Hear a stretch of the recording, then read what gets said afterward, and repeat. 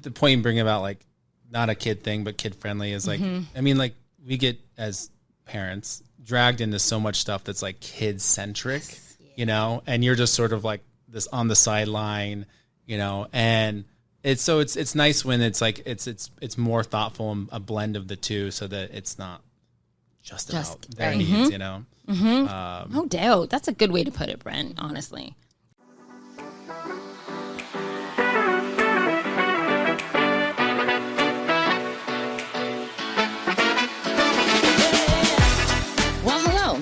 You're listening to Oh My Omaha, the podcast, where we uncover inspiring things about our community through the stories of inspiring people who call it home.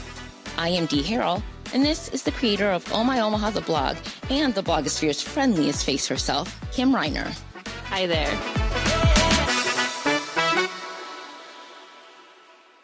Hello, Kim. Hey, Dee. It's been a while. It has been a while. How long? I feel like we had vacation and then we came back and then a couple days, right? And then it's just been a crazy August. Yeah, that storm. In the thick of things. The storm at the beginning of the month. Right. I think everybody's schedule just thrown off. Like we lost power for like 5 days. 5. Yeah.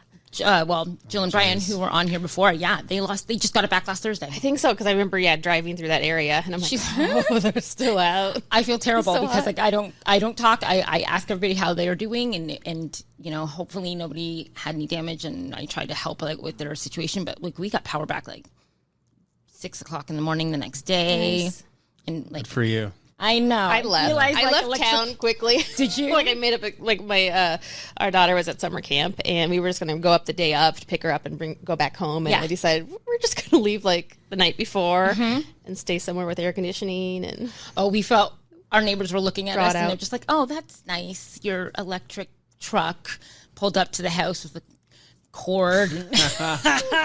Well, this interview was originally scheduled. It was for the day after the storm. I was just going to say that. And that makes sense that you got power at 6 a.m. because I was like, Dee, are we still doing this? Yep, we're ready to go. I'm like, and I was like, Jesus, what? I had no idea how bad it was. I'm just like sweating. We weren't getting. I'm like psychologically thrown off today.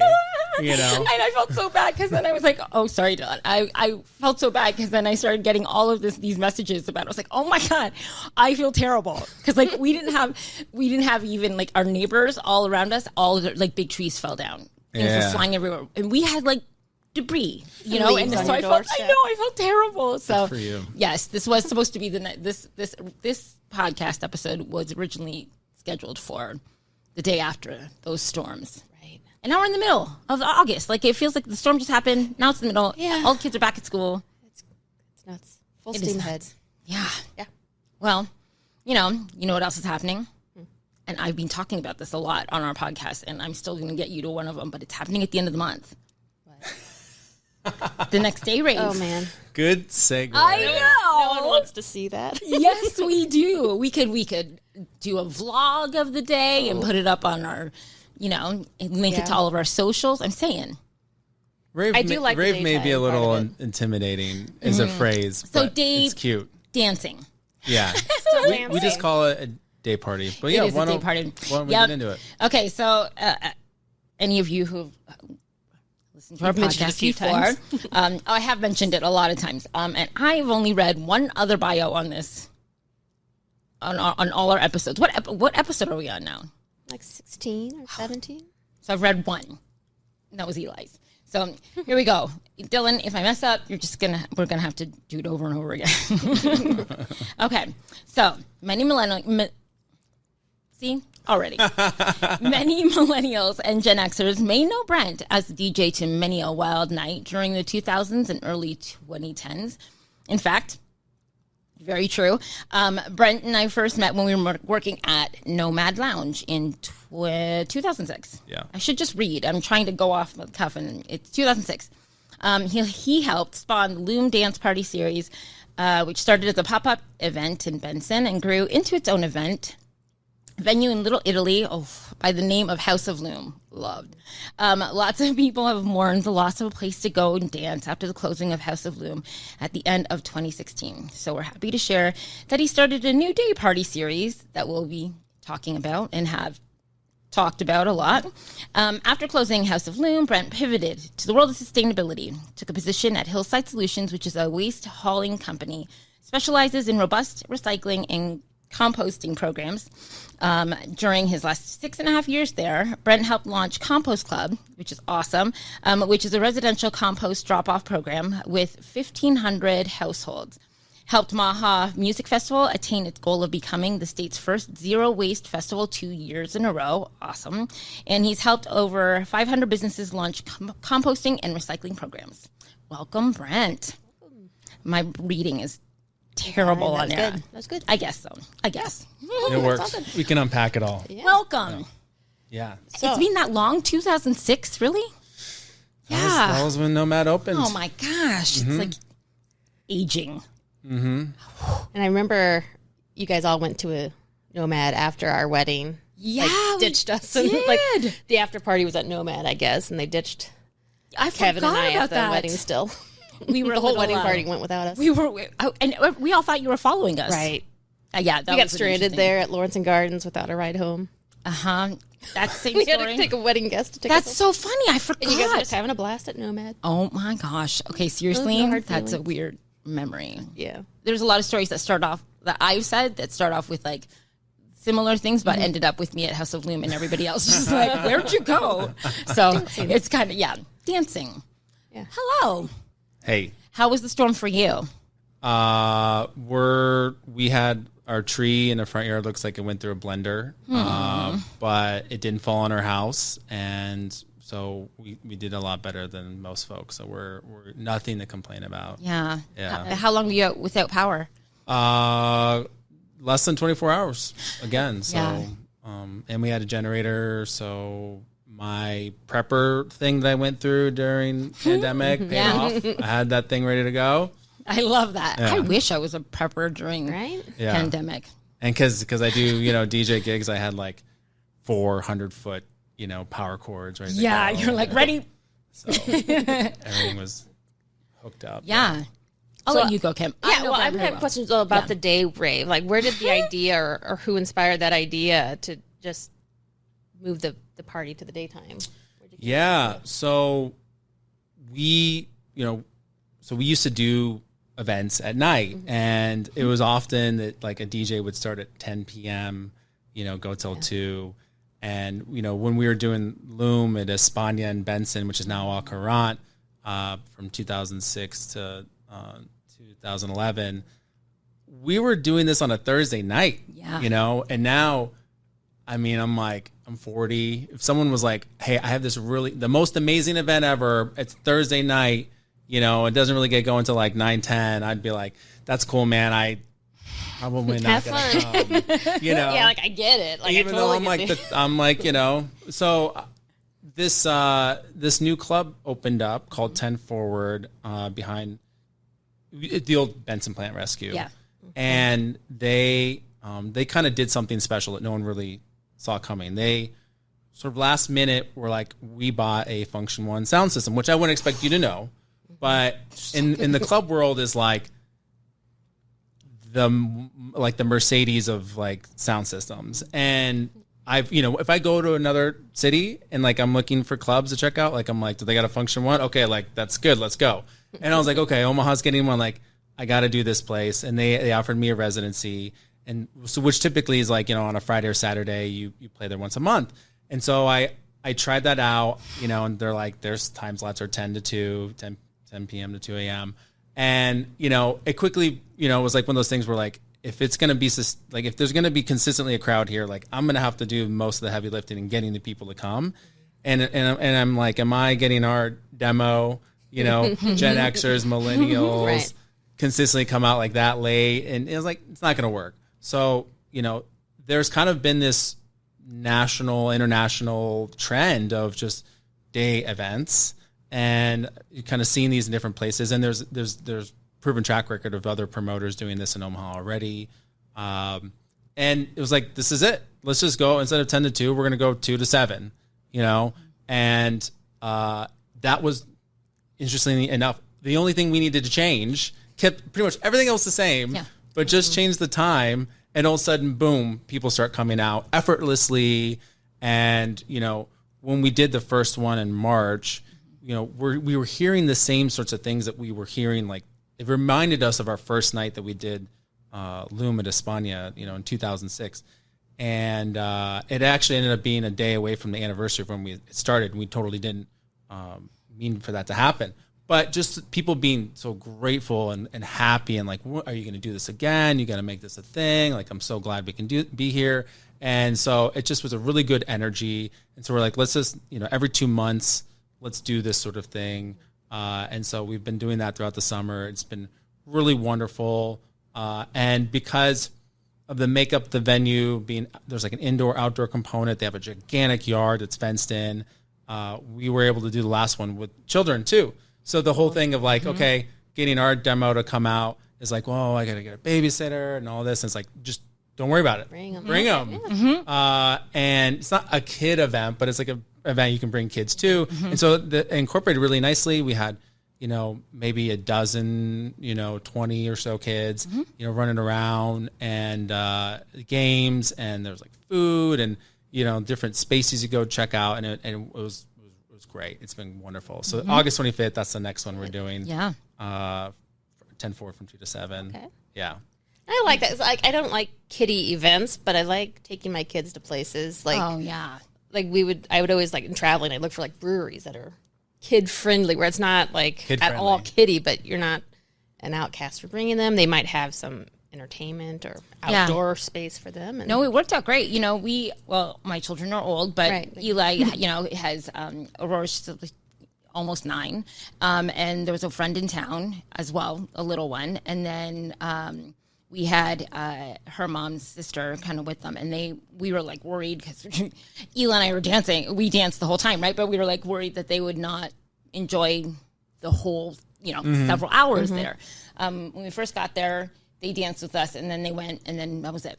We really only just caught them in passing. They went to the lawn. There was like beach balls. They were like making up their own dances. There's pizza available. So like they literally entertained themselves on the lawn while we would check in with them.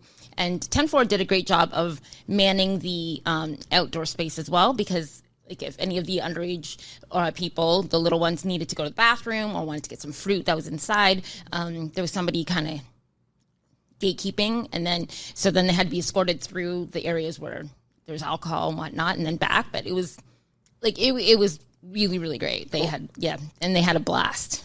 So now, don't get me wrong, it not every time it's great, because you're still kind of just like, where are the children? Where are they? Right? That kind of thing, which is fine, because it's kind of like a big playpen, right? Like you think about when they're little and you put them in those like contained spaces. It was kind of like that, but it was Oh, I mean, I can't say enough. We love it. It's so much fun. And the point you bring about like not a kid thing, but kid friendly is like, I mean, like we get as parents dragged into so much stuff that's like kid centric, and you're just sort of like this on the sideline, and it's nice when it's like it's more thoughtful and a blend of the two, so that it's not just about their needs, No doubt. That's a good way to put it, Brent, honestly. It's like all the things we have to go to. Yeah. We still talk about taking the kids, because we always did a lot of like theater, and for a longest time I reviewed shows. And I still remember like having to review Clifford the Big Red Dog, the musical. Yes. And it was just painful. It was like, riveting article, I'm sure. And like the fact that like that was back before kids, so I took my niece, and she was okay with like leaving early. Yeah, I was like, it's bad when the kids are like, yeah. That's great. Yeah.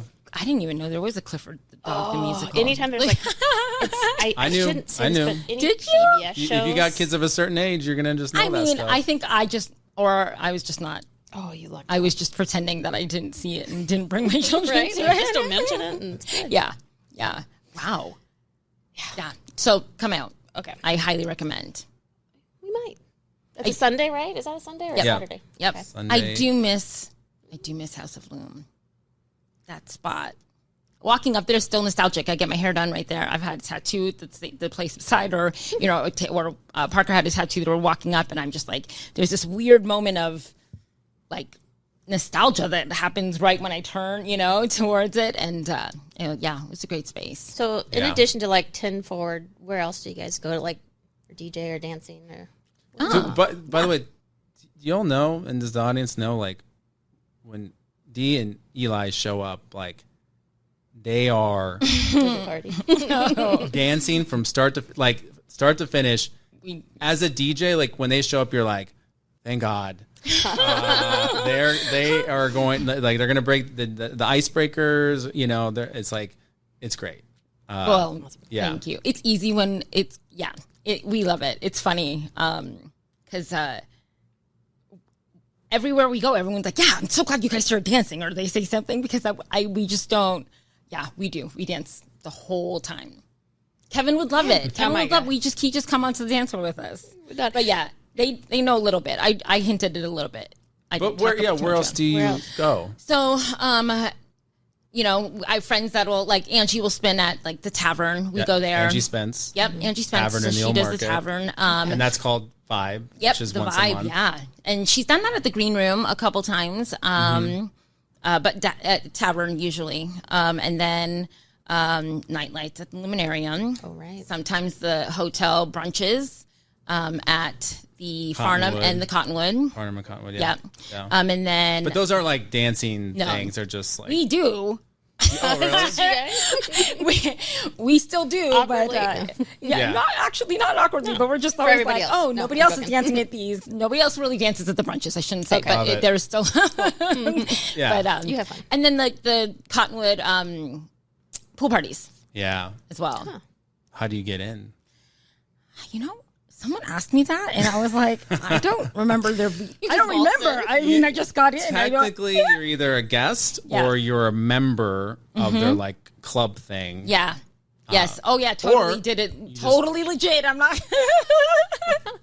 Honestly, I think I was just like maybe on. No one ever asked, which is hilarious.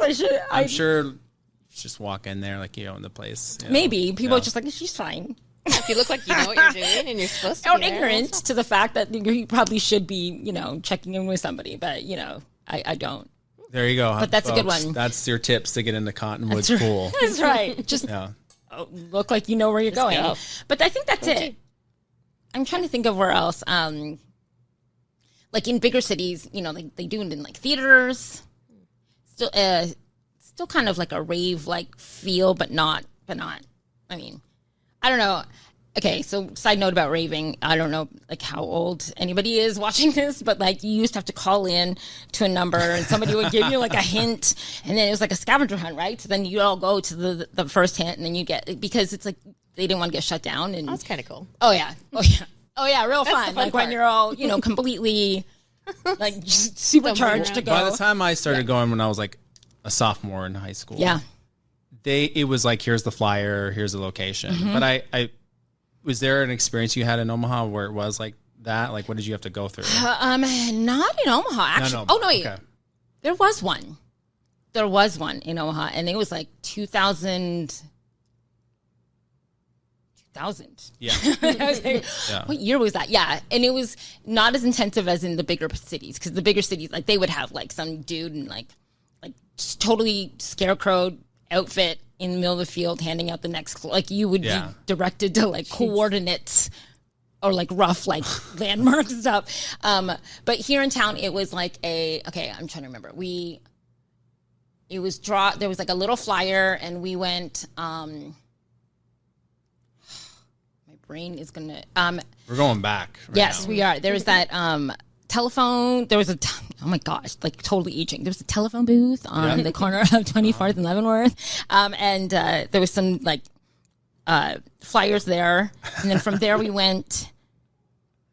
Oh gosh, Brent, my brain. I'm like, I feel like Elmwood was part of the thing. Wow. At night. Yeah. All that stuff. Wow. Well, I mean, it was dusky. It wasn't like dark at that point. Yeah, they weren't putting us in like. Well, I didn't. There was no perceived danger in my eyes, right? But well, when you're a teenager, like you're open to that. But so you go to this telephone booth. There's one clue. There's one clue, and there's one more clue, and then we got to the warehouse that it sent us to. That's incredible. Yeah, so fun. It was so fun. That's the kind of stuff that I wish that like my kids could experience, right? Like it's so not safe. It would not happen anymore in a way that would be as adventurous and like just free spirited kind of like, I have no idea what's happening, you know, kind of cool thing. But yeah, maybe we could figure out a way to do that in a controlled way. I don't know, but it was so fun. Like the anticipation or I don't know, not danger, which maybe I should have felt a little fear, but there wasn't. It was just like, yeah, next, you know, and just keep going. But like adventure. Yeah. Have you heard about this 25-year cycle idea of culture? Yes. So say more. So Gen Z now, or like teenagers, are super into 90s, as you've seen. And so you go back 25 years ago, like there's a reason like Kurt Cobain, Nirvana. It's like the generation is just removed enough that it's like not too recent that it's lame. It's old enough to be cool, because it's like this thing that I think you just can't attain or reach. So you have this nostalgia for it. Yeah. And so, 90s is having a thing. And so like rave, the stuff we would wear is like in teenagers and stuff, you know, like the candy bracelets and stuff. Like, I mean, I still do. Yeah. I haven't, we're taking them off. it's a thing again, it is. You know, it is. And the music is kind of skewed more towards ravey-esque stuff too, as well. And generally like dance music is now faster. Like there seems to be a faster thing towards, you know, I'm more of 120, 115 BPM, and now it's more getting close to 130. Yeah. And I also think that's related to culture at large. There's a lot of anxiousness and anxiety, and people are like looking towards music to like work something out aggressively. Yep. Yeah. The 25-year cycle. I learned it when I years ago when I had a program at Westside. I was a teacher or an educator there, and I had to go through a few different trainings and stuff. And there was a professional organizational psychologist person that I had met with, and they were the ones who introduced me to it. They were just because I was like, I love these kids, these teenagers. Like I was, you know, and I had no idea how much I could relate to them. And they put it, they were the ones who were like, well, like, that's the perfect time, right? You relate on a level to these students because it's the idea of the 25-year. It's like some of us, you know, and he's like, it's really a cultural, if you take in the culture, I don't know the word I want to use there. It's particular with like, creatives. They find it in a lot of like creative minded people who were like totally Boy Georging it up in the 80s and, you know, like really experimenting in their Madonna, Depeche Mode, angsty Smith situation, and then moving on to like hip hop in college and flannel wearing with grunge and whatnot, right? Like it has a lot to do with if you're immersed in the complete culture in a sense, not just one part of it, like musically, artistically, entertainment wise, whatever. Anyways, so that's what they're like. If the more absorbed you are in the culture of your childhood, of your growth, then the more relatable you will be to the 25-year cycle coming up, because that it's the whole cultural piece that they're being able to relate to. So when you drop like movie quotes and stuff that are, you know, coming back, and then it becomes this like, oh, you guys can relate to me. It's just a really, really strange thing. Yeah. You just took the ball and ran with that. Yeah, nice work. I did. Well, that was really a whole lot of rambling. Okay. That's cool. Pivoting. Right. Sustainability. Yeah. Right? I thought when I first heard that you did that, I was like, whoa, that is like super, super cool. Right? So I'm familiar with Hillside. Yeah. Because like my sister-in-law got us into doing that, the composting and... Are you part of Composting? We are. Although we were great for a while. Now we're kind of like lazy composters where we like gather all of our stuff and then forget that we have like a compost tin of stuff, like, and then it's disgusting. We're like, we gotta keep forgetting to bring it down. But yeah, that's great. It's cool. And so basically through my adult life, I just done music and events, and you know, January 2017. You know, Hustling was now closed. I think I was in my 30s and like had a child. I think I was just like ready for a pivot, and I didn't know what it was at the time, but it took about 8 months or so to figure it out. And I literally was walking through a grape field in Honey Creek, Iowa, and at a Century Farm and ran into acquaintance. We chatted. It was like, it was one of those things where like we're talking and the conversation feels just like high vibration. It was just totally cheesy to say, but like, it was like, this feels like something's going on here. And my wife was there, and it was Betsy Samuelson and her, and she invited us over for dinner, which didn't happen until a couple months later. And at that dinner, she said, "Hey, I'm working for this kind of startup called Soil Dynamics Cell Site Solutions. They got this composting farm. It's the only industrial composting facility in the Omaha area. They want to take it to the next level and like really get like the business community involved."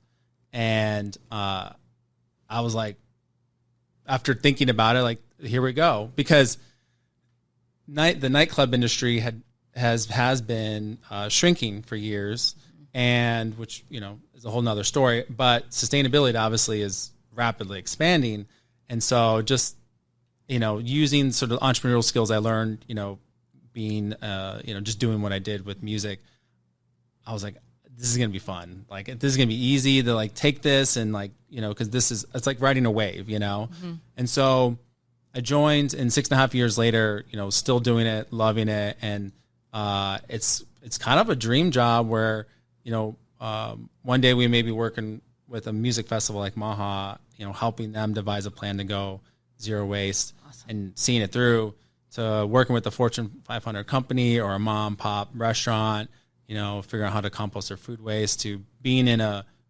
school and teaching kids, sustainability, and then actually getting them to physically do it every day. And so it feels like, paving the way, the future, of what a post climate crisis world can look like. Because the way it looks like is, think about every community has access to a landfill now. And one way, if we jump to the end here of like, what does a post climate crisis world look like? Every community will have access to an industrial composting facility. It so happens that Omaha already has one, but now we got to build the bridges to connect it. And so we have a lot of the business community, connected to that. And that's growing as well, because increasingly, customers or employees or CEOs are coming out with sustainability goals or mandates and all this stuff. And so people are coming, and we're just sort of like creating these programs that get, them to compost or recycle better. And so that's been going well. And then we also built a bridge with the residential folks, because like City of Omaha is pretty limited in the composting that they do offer. And so, we came up with the Compost Club program where, there's these different drop-off sites, as around town. We have 60 of them now. You can bring your compostables to those sites. We'll take it. We'll turn it in to nutrient-dense compost. That goes back out to gardens, farms, construction sites around the community. It stays within the community, and to put nutrients back in the ground without having to use. Yeah. It's awesome. Yeah, we've gotten our compost from there. Like, just brought buckets and got some dirt to put back on our gardens. So it's cool. Yeah, it's a great program. So we have 1,500 households participating in that now, with plans to go curbside pickup. So that'd be great. Additional tier, like you could come to your home, pick it up once a week, just like your trash. It's good for the lazy people like me. Like I looked at. Yeah. Convenience. We try. Convenience. It's convenient for everybody. Well, no, you're only going to get so much of the population that's willing to like put it in a bucket at home and then have to remember, put it in your car and go drop it off. We both have ADHD, so we like all of a sudden if it's out of sight. Yeah. And so, we got a lot of early adopters participating, and it's great because a lot of them, they want to do it right. They're not like putting the wrong stuff in there. And there's a lot of enthusiasm and positivity around it. But, if we want to scale up, like you got to make it convenient and come to people's. And so the time is really great for that, because the city of Omaha is putting together this climate action plan. And we've been going to those meetings and paying attention to that conversation and contributing ideas. And every time, composting is like front and center. Like people want this, they're ready for something more. Great. And, you know, from a municipality standpoint, like a city of Omaha standpoint, to get a composting program going, it will take a long time, a lot of money, studies, all this stuff. Whereas like we're a private for-profit company, we can pivot pretty fast. Yeah. So we're hoping to get something going, you know, within the next year on that. Awesome. That's awesome. Okay, so we know what composting is. Can you tell anybody who might not know? Yeah, that's great. That is? Yeah. So think about recycling. Recycling is humans make things, and we're going to reuse those things, like a can, for example. We made that. We're going to recycle it so we can reuse it. That makes sense. People get it. So composting is basically nature makes things, like a tomato, and we're going to help nature reuse that thing by composting it so we can grow next year's tomato. So it's just as important as recycling, just a different type of material. The reason why people probably don't have the same kind of adoption as we do with recycling, I think, is a couple of reasons. You know, one is obviously access to being able to compost or the knowledge of how. There's like a yuck factor for people, and so, you know, we've been taught sort of like to keep our trash out of sight, out of mind, and that's sort of an adaptation of survival. You know, in times of our history when we've been too close to our filth, it's caused plagues and you know, and disease, and so, you know, one of the marvels of modern society is this like really cheap, efficient trash system we created where we just put it in a can and it's behind a drawer or a cabinet and someone takes it and they throw it in the ground and cover it up and we forget about it. We don't think about it, you know, and it's super cheap and it's efficient. But that landfilling model is like kind of like a rubber band where we're pulling back the consequences of the convenience. And now we've let it go and we're starting to see, you know, the problems come forth from that. Right. The other reason is that if you were like me when I was just doing music and I wasn't doing sustainability, I just kind of thought like if my head of cabbage goes to the landfill, it just breaks down into dirt. Like who cares? Right. No big deal. Right. And so getting into the job, I was taught very fast that that's actually not the case because of this thing called methane gas. All right. And so like a head of lettuce, when it goes to a landfill, it's for one covered in a plastic bag probably.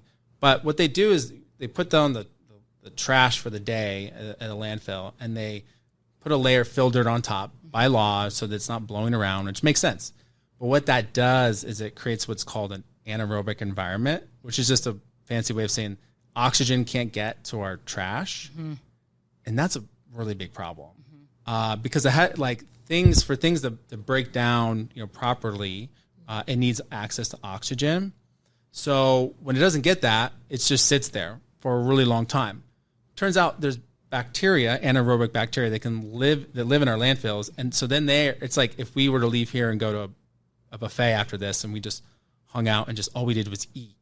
I mean, that's all they're doing. Okay. And after a while, we're going to start putting off gas. This bacteria puts off gas. It's methane. Okay. And so that head of lettuce can be 10 to 25 years in a landfill before it breaks down, putting off methane gas. Okay. So that kind of shatters the whole thing. Like, just throw it away. It'll be fine. Yeah. So we know that's not the case, but most people don't know that. They don't. And so our landfills are methane factories. They're pumping methane out all the time. And methane can be 10 times worse than CO2 within the first decade. And there's varying research that shows even worse stats than that. So it's a problem, and, you know, it has to be addressed. And if, you know, and as we're sort of looking at how do we cut down our carbon, you know, this is one way that we're going to do it. Okay. Then the other thing with like the composting is like, well, modern civilization has created, you know, chemicals that we put on plants to regulate them. And that became the normal thing to do. Well, nature's version of fertilizers and pesticides and herbicides and all that stuff is compost. Okay. And when we just rely on the chemicals, you know, it's not natural to the way soil health works. And so you can imagine healthy soils like a network of different things all tangled together, and there's a certain moisture level, and it's like sticky, and it's just a thing that's clumped together. That's good. But when we add chemicals, what it does is starts to strip the connections apart, and it breaks them apart. And so when it rains, you get runoff.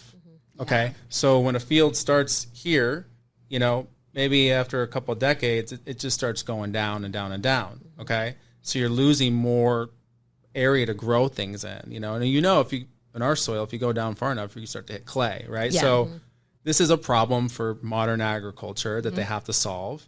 And so if you do cover cropping and you use compost, you can help build the soil health back together and then retain some of that, so it's not running off every time it rains, as well as just chemicals on our food, cause cancer and other problems. So this is, so those are all some of the wonderful benefits. Now, people can compost at home.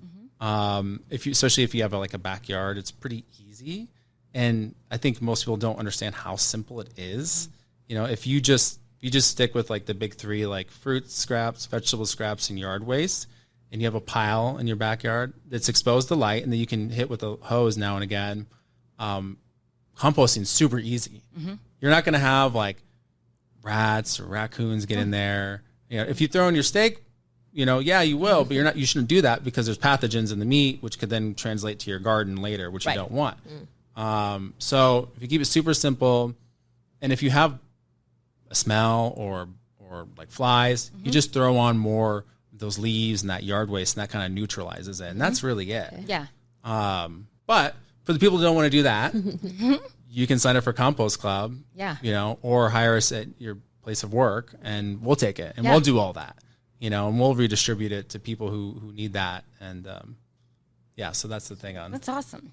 So in the past, I've had readers kind of reach out to me and ask questions about and hopefully you might be the person that might know the answer to this, but what restaurants in Omaha are doing a good job of either being sustainable, or maybe they participate in the compost club, or are there any restaurants? Well, I know you like blogs. We have a blog that lists all of that. Yeah. It kind of tracks the restaurants and places you can go and eat and drink, who's doing what, to what extent. So you can kind of see it's like a sustainable dining guide kind of thing. I would say, one that's within the top 5 for sure is Block 16, for example. And, you can't have a list in Omaha of best places to eat without Block 16. I know they're on every single one. Being there. And part of the reason, turns out, is because some of the food they're serving is stuff they grow. They have their own farm. They have their own farm, I didn't know that part about that. Yeah, That's cool. Yeah. You obviously haven't stood in line very long at Block 16. It's been a while. On the walls. That's it. I always try to go on off hours. So back of house, they're composting food scraps with us. We take it, we turn it into this finished compost. They're actually getting some of it back to use at their farm to then serve at the, so they have this whole circular food system in a very literal sense, going on at their restaurant. So that's amazing. And that sort of there's a lot of places, the restaurants that do compost, but grow their own food that's spectacular. Yeah. So that really kind of sets them apart for sure. Yeah. Awesome. That is awesome. I want some Block 16. I know. They got great been a long vegan. They time. have great vegan options there. Yeah. Yeah. My dad, he was an agriculture engineer, and I grew up in Toronto, and we had a massive, I did appreciate it growing up, but as I got older, I'm like, man, alive. My backyard was dope. My dad had a full garden. There's so many things in it. Massive cherry trees, 2 of them, where we had to get 13-foot ladders, and it still wasn't even tall enough. We'd all have to go and climb up and pass that massive, the really way too big Tupperware bowl that your mom had. It was only meant for cherries apparently in my house because they kind of bring it down. But he had a compost in the back corner of our garden, and he built it. It was just little wood frame, and he had a muslin or whatever. He explained all of it to me, which I was I wish I listened more when I was younger. But he was also a woodworker, and he would take, for the smell purposes. Oh, sorry, I have my mic. Smell purposes, he would put some sawdust. Yeah. Into the compost, And I remember thinking, oh yeah, that's smart. Cause like he'd use all different kinds of wood. I love the smell of, side note, the smell of that wood workshop was so good, but he would take sawdust, put it in there, it would help. And then years later, friends of ours, at our cottage up in Manitoulin Island, they got a composting toilet. It's like the Montezuma or something like that. And I was like, whoa, like that sounds interesting. And my mind was blown because it was like a full circle moment of like, I didn't really think about the retaining the energy or the information that my dad taught me, right? But this toilet composts using sawdust and mixes it into the way. I was like, whoa. Love it. It took that moment. Yeah. But anyways, just for information purposes, sawdust is a game changer. It was a massive, he had massive, like it was a pretty big compost. Like my sister has like a little bucket and whatnot, but my dad's was like built in like in the back of the garden. And we didn't have any animals or strange. Yeah. Yeah. And he grew and he put it right back into the garden every single time. So it works. That's the way it should be done. Yeah. So cool. I do want to give a shout out too. Also, I was in Des Moines over this past weekend, and I went to a coffee shop, and they had a glass jar. They gave me a glass jar for my coffee, and I'm like, "This is amazing! You got a glass jar program." And they go, I was like, "Oh, there's a place in Omaha that has one." They're like, "Oh, amateur coffee house." I was like, "Yeah." They're like, "Oh, we consulted them, or they talked to us about how to do that." And so, amateur coffee house in Omaha here. There's also like a vegan coffee house. We gave them we did this inaugural Hillside Awards ceremony this past spring, and gave awards out to like some of the best folks we work with. They were one because you can't, you go to a coffee shop, they give you all this single-use stuff that you got to use once and throw away. They have none of that. No plastic, no paper cups you use one time. You get a glass jar. If you need utensils, there's silverware. You pay for that, but if you bring it back, they'll reimburse you. And no single-use stuff. Yeah. And so, absolute game changer.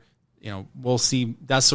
We'll see more of that. I mean, obviously, our business model works where people, if they're gonna create waste, and they're gonna need someone to haul it, they can hire us. And that's great. Like recycling, composting is like great, but the real like needle mover in terms of sustainability when it comes to our solid waste is like reuse. Yeah. Just not creating waste in the first place, redesigning our system so that we are just less wasteful, repairing things, refusing things we don't need, like a straw at a restaurant, like that's, taking your reusable bottle and refilling that every time rather than, single-use water bottle. Like that's really the big needle mover kind of stuff. I'm starting to see that more and more of like with even like shampoo and cleaning products. Yep. When we were road tripping to Beatrice a few weeks ago, and I told you about the store that we saw in Bennett, Nebraska. Yes. So super small town. In the store, I wish I could think of the name, like Antique Anthology, I think. Yeah, something like that. And they had in the store, it's like a home decor and stuff, but they had a place for you to get like refill your cleaning products and your shampoo and conditioner and stuff. Just in that small town. Have you reviewed or Exist Green yet? No. All right, so Exist Green is in downtown Dundee. Okay, well, yeah, I guess I've seen. And they're Omaha's first zero waste retailer. So when you get into that culture of reuse stuff, that's your headquarters because they have all the stuff, there's no plastic in there. Okay, the type of place you bring your containers and you fill them up and you bring glass jars and they'll sanitize them on the spot, for you or like, and local produce. And if you're like, I need a shaving kit that's reusable, they have that, all that kind of stuff. Or like, what am I going to do for like how to, body care, things like that. They have all that, and it's incredible. Oh, cool. So cool.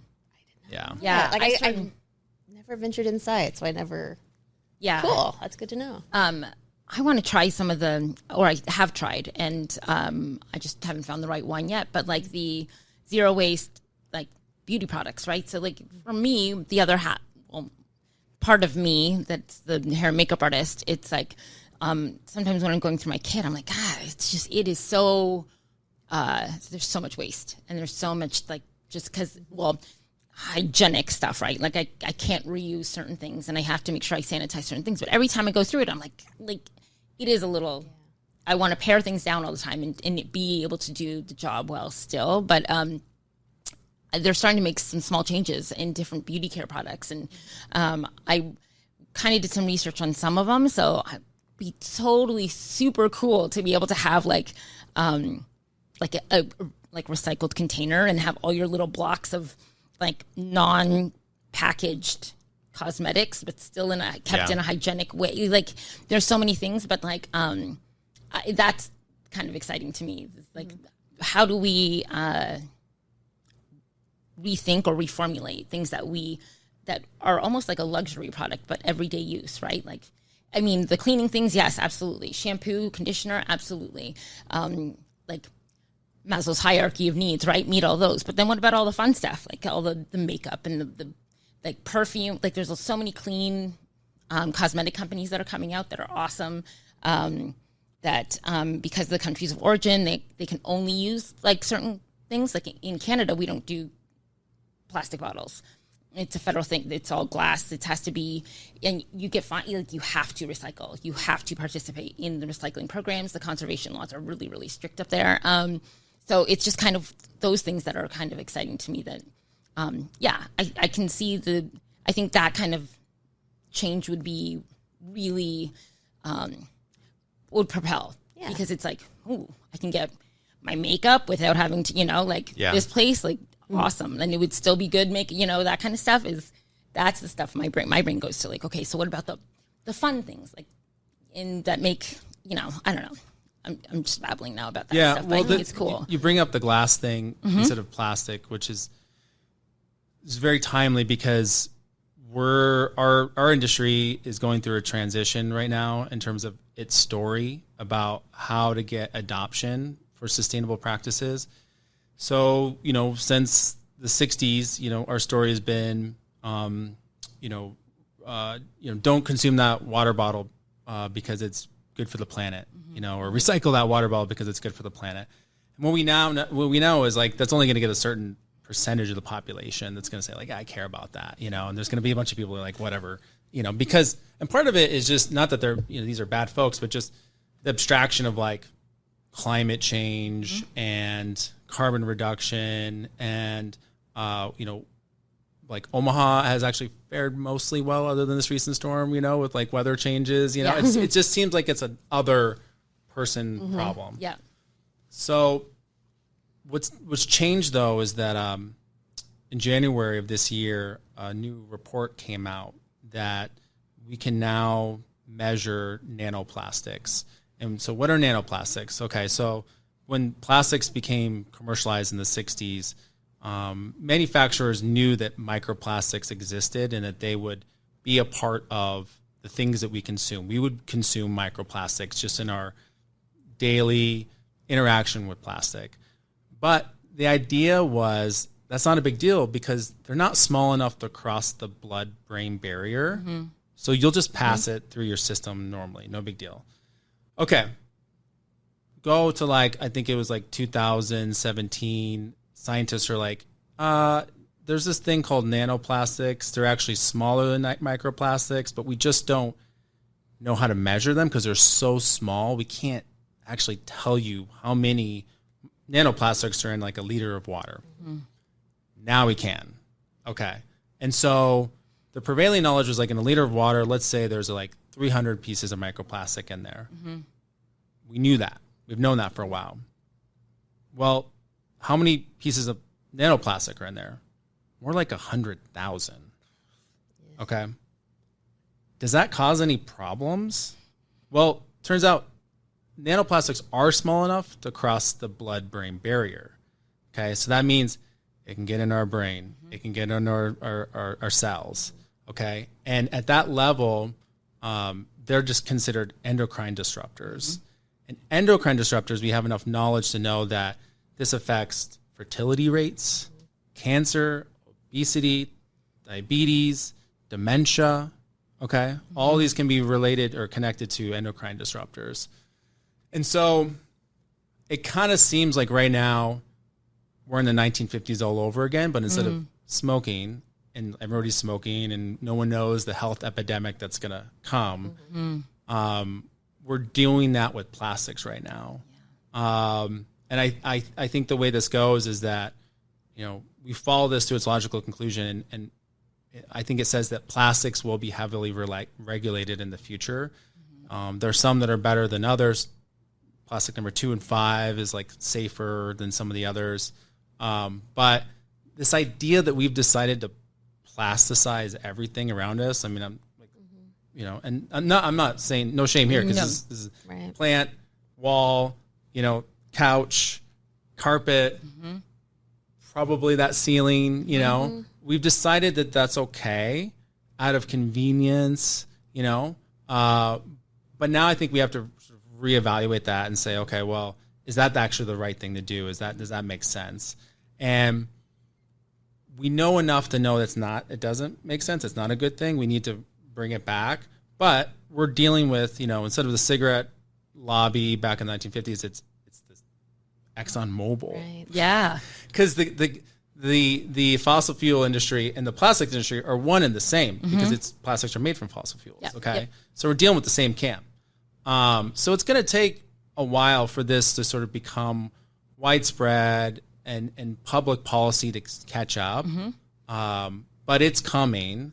And I think there's some certain things, not to freak everybody out, but the point of it is that now the news story for sustainability can be, it's not about saving the planet, it's about saving yourself. Yeah. And if you look at a lot of young folks now, they're healthy. They're not drinking as much. They're going, gym memberships are like, business model has been like, everybody signs up and only a quarter of the people show up. Gen Z's like, nope, we're showing up. And they're like, well, we don't have enough room for everybody, They care about health. A lot of them do. And there's like definitely a health movement. And even within sustainability is like, okay, that's like a liberal thing, like like a more conservative thing. Like there's like a young men who are conservative, who are super focused on their health. Okay. And a good message to reach them is, do you have problems with testosterone? Because that's another big problem right now, is testosterone levels are historically low. Like, you're taking all these supplements and maybe you're injecting testosterone into you right now. Like you should probably look at your plastic consumption and exposure, and that's a way to get them, connected, and you get the same end goal, which is like you use less things, maybe like you're not, you're using a reusable water bottle instead of a plastic water bottle. So it's good, but it's like for different means, Yeah. So now I throw that out there, and it's kind of like scary knowledge. So I think I always like to back it up and say there are some simple things you can do to make a big difference. And I mentioned water bottles, and that's like anytime you have the option to drink from a plastic container or eat from a plastic container, and you could do something else, like take that route. If you go to work and they have water bottles and you're drinking things from plastic, just out of convenience, try to figure out bring your own stuff, or refill stations or whatever. And because that is a big, don't heat things up in the microwave in plastic and eat out of that. That's another big one, and so if you can kind of make these little small micro decisions, but over time it will help you out a lot. But good to know. I like that point. Yeah. I like the self-awareness point, instead of, because we try to play on the sympathies of the one world and one connect, right? Well, I like the awareness that, well, let's look at it on an individual level, right? Because it's not, we are the world. This is not the 25-year culture shift to bring back we are the world, right? So actually, I really kind of like that, the individualized campaign. It's funny. So my family is super conservative, and my brothers are quintessential conservative men, and it's amazing that they've started to they both have electric cars now, or one brother has an electric truck, but and then one brother has a windmill. He might have solar panels now on his house, but it's just oh, you guys, because it's saving money essentially. It's not necessarily we're going to save the planet, but they're fiscally conservative. And during the power outage, my brother brought his electric truck over to my parents' house so they could have electricity, and I'm just okay, you guys are different reasons, but same means to different ways, same end. We're like all thinking about like different ways to get different messaging in. Right? It's all about the marketing. Yeah. Oh, that's awesome. That's awesome. Okay, I know we don't have a whole lot of time.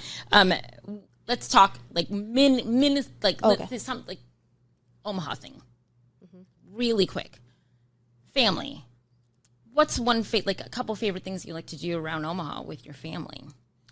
Well, the downtown park, riverfront, has been a game changer.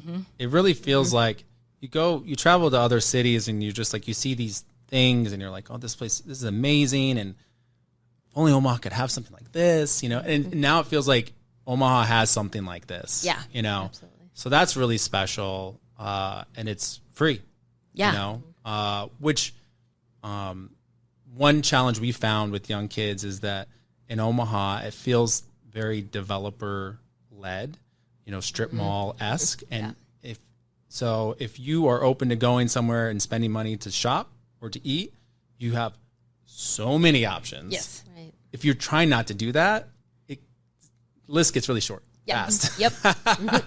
So that's why I love that the park aspect of it, because of all the fun things there is to do.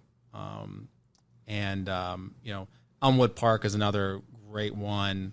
Being able to go walk down that trail by the creek, and there's natural springs just emanating from the hill.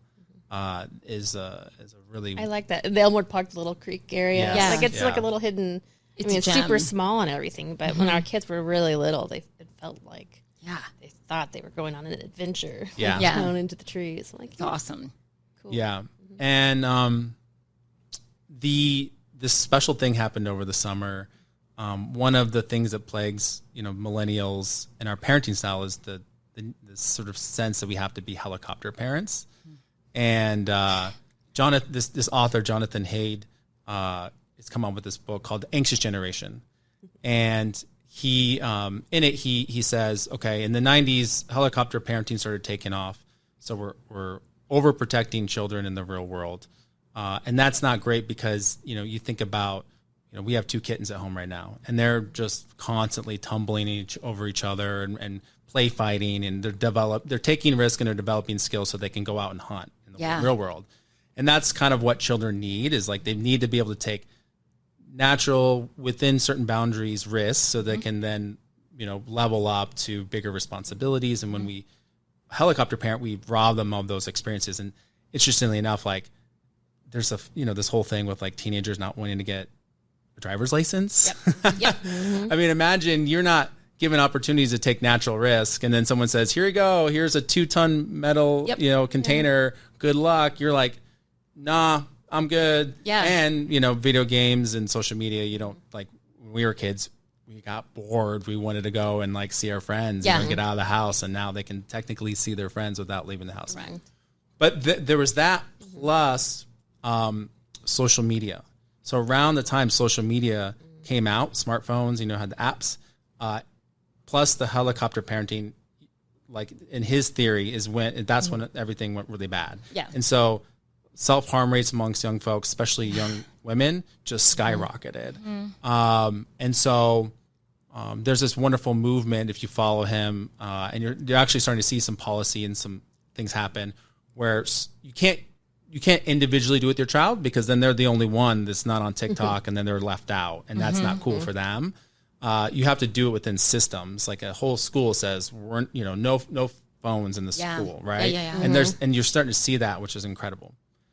All that to say, it's been a dream of mine to like give our kids, autonomy within boundaries. And like this past summer, they're getting on their scooters and their bikes, and they're like riding around with other kids in the neighborhood, and like we have like 3 houses on the block, and they're just doing this like turnstile thing, going up and down, whatever.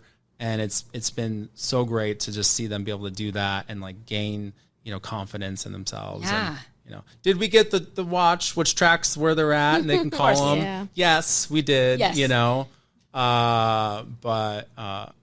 that's been wonderful. So like cell phones, we try to make an agreement with our oldest son at least, like all right, we're not going to give phones. We talked to their friends' parents, like not until high school. Yeah. And everyone started to fall through. And then, Henry was the last one of his friend group to get a cell phone. He just got it like 2 weeks ago. Yeah. Right before high school. And it could be detrimental to their socialization because they're out of the loop on all this stuff that they're talking about. And he didn't seem to mind for the longest time. And then all of a sudden, like 8th grade, all the boys were like in a chat. And so it was like, okay, I get it. And now he's like on a learning curve where it's like his friends nicely, or his best friend at least was nicely being like, why do you type on your phone like that? Because he must see us being like, he's like you're using one finger. Like the BlackBerry.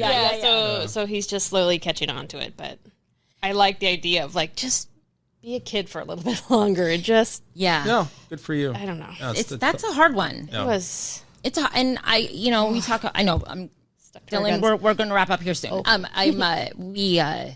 My kids again. I'm a young Gen Xer right on the cusp of millennial, and as a parent though, my ADD and my hyper focus and tunnel vision made it so that I had to have like really. I had to set the boundaries for myself as a parent, right? Like I really had to be like, okay, this is the decision. I'm going to stick to it, and that's it, right? Figure out ways to efficiently do like double tasking. So like if my kids ever had to do like a timeout, like if I'm like, cool down or whatever, I would make them count to like 30. Practice their counting, they're timing themselves. And then, it just kept on going as they grew up. And as phones became a thing and their friends were getting them in like middle school, my kids wanted them. And I was like, no, like, tell me why. And so they had to give me 3 reasons, like viable reasons as to why you needed this thing. And then the same thing would be for any app that they had to add on. They 3 viable, convince me. Like, I'm not saying no, but convince me otherwise, right? And it's funny because now as they're older and they have their phones, like, but my son doesn't, he's like, I'm not on TikTok anymore. Like, they just are not, they were in a place where they're just like, it was so hard to come up with the argument to get the app or to get the phone that maybe that little sweet spot of like not being so reliant on it was like, we kind of went past it. So like, they're not... so hooked on their phones, but activities helped. That's my main thing on that one. Because they were so involved in their sports and different activities that even that I was just like, well, you don't have time to be on your phone, right? You can't be. Anyways, but that's awesome. I loved my childhood. Kick the can, little games, like that you would just play because you were bored and you just came up with what is kick the can? Like, right? But it was so much fun. Yeah, so much fun. So it's like, I like the shift. I like it. I see a lot more kids after the pandemic. I saw a lot more kids in the streets and playing, and it's like it's a great thing that came out of that, right? Like, you're so bored, your phone isn't even doing it anymore. Like we were all locked up. Everyone had to get outside and do like kick the can, I guess. Okay. Do you want to ask the last one? Sure. So we ask all of our guests the same question. Where do you find inspiration in Omaha? Well,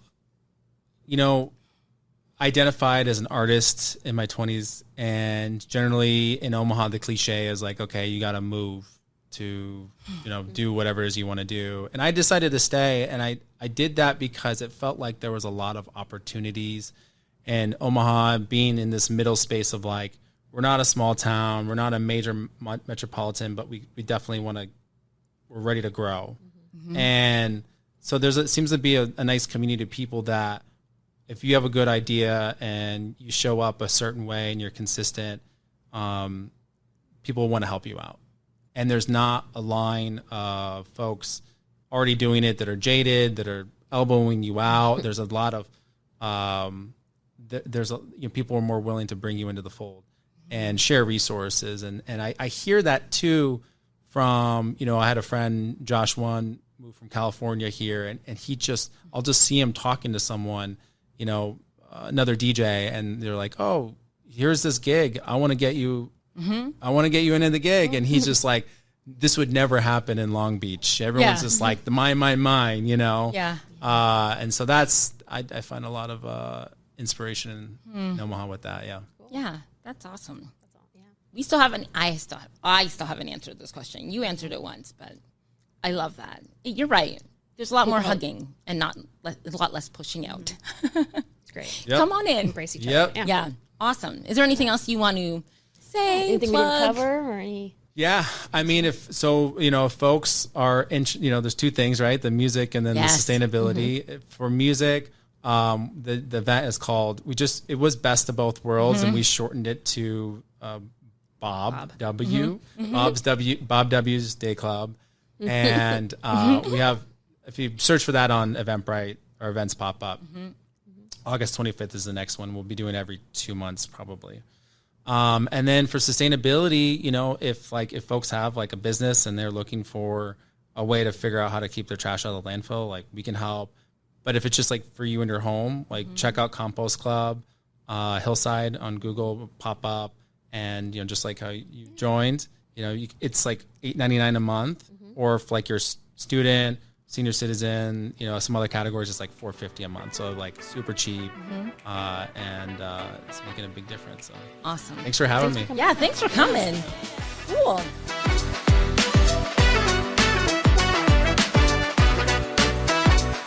Thanks for listening to Oh My Omaha, the podcast. We want to thank our guest, Hurrdat Media, all of you for your support, and the Omaha community at large. So from Dee and I, keep on exploring.